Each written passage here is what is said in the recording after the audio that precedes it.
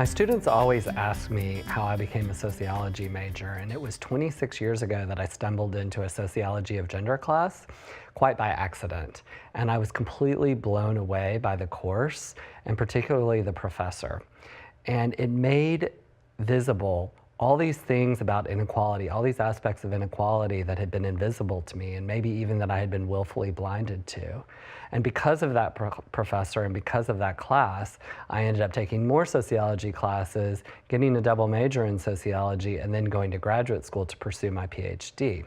And fun fact, I'm still very close with that professor. She's my colleague at Texas, and she was recently elected the president of the American Sociological Association. When I entered graduate school, I was very intent on studying gender and work, and particularly the sex segregation of the labor market. But I took a detour because I had an encounter with a professor whose research area was children, youth, and families.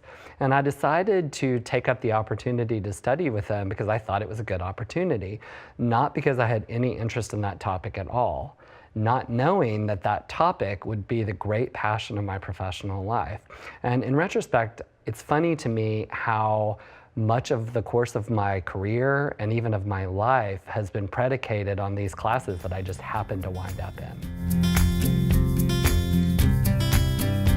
It's true that I recently won the award for distinguished contributions to the interdisciplinary understanding of child development from the Society for Research in Child Development. And this is an award that honors people who put a lot of work into bringing the disciplines together to develop a fuller understanding of children's lives, including their lives within families.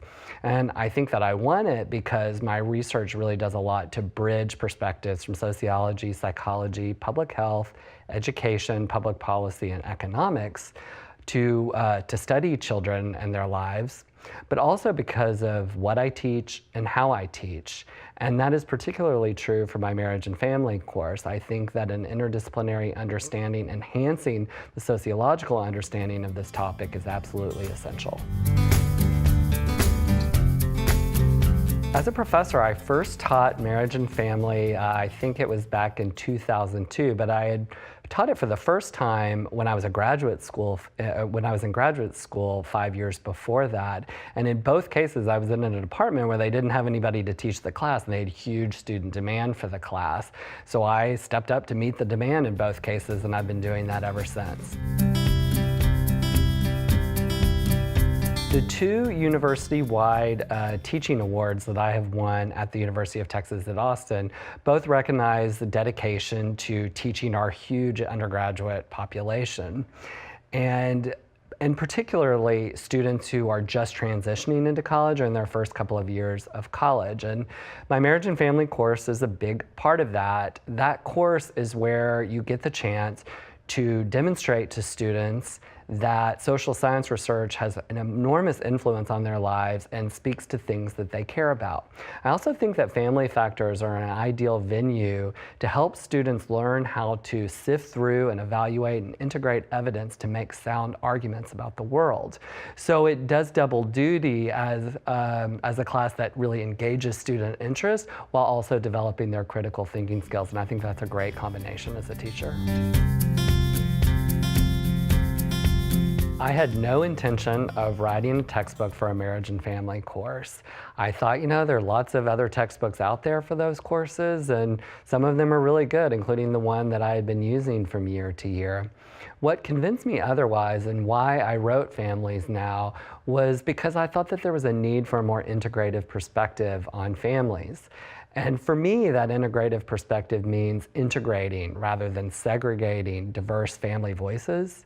It means connecting rather than siloing different perspectives on families. And it also means exploring the exchange between research and policy rather than looking at each on its own. And there are many other textbooks out there that do these kinds of things, or some of them, but I thought I could do all of them and do it well. And Families Now is my attempt to do that, and I hope that people agree that I did it well. There's so many textbooks out there for marriage and family courses. It begs the question, what does Families Now do that adds or improves the field? And there are many different ways that I could answer that question, but I think that one way is just to give you 3 concrete examples. I think that Families Now weaves the issue of family diversity throughout every single topic in the book, rather than treating family diversity as its own singular standalone topic of discussion. I think that that the textbook consistently emphasizes the real-world importance and real-world relevance of family science, which keeps students very engaged because they see how important it is to their own lives. And then I also use my expertise as a scholar who studies adolescents and young adults to introduce topics like social activism, like media use, like online culture and hooking up, like making life choices that are very now for students, something that they are really going to care about. So it's another case of engaging them and teaching them at the same time. Classes on marriage and family are always popular, and I think it's because they meet students right where they are in their lives. These classes help students understand their past and forecast their future. And so I think that, there are many classes out there that are really valuable that aren't relevant to students' everyday lives. But it's a lot easier to convince students of the value of the course if that relevance is there. So we keep offering these classes and they keep filling up, and I think that's data.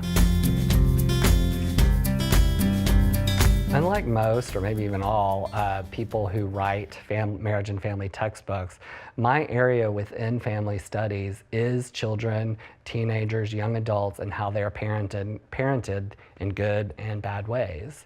And given the breadth of family studies, there's no way that that topic could overwhelm the whole book. But what Families Now does is give more balance across stages of the life course, different family roles and different relationships compared to many other textbooks on the market. And if it is true that students come into marriage and family classes because they want to understand their past or forecast their future, talking about how children and teenagers and young adults live and grow up within families is a very good way of doing that.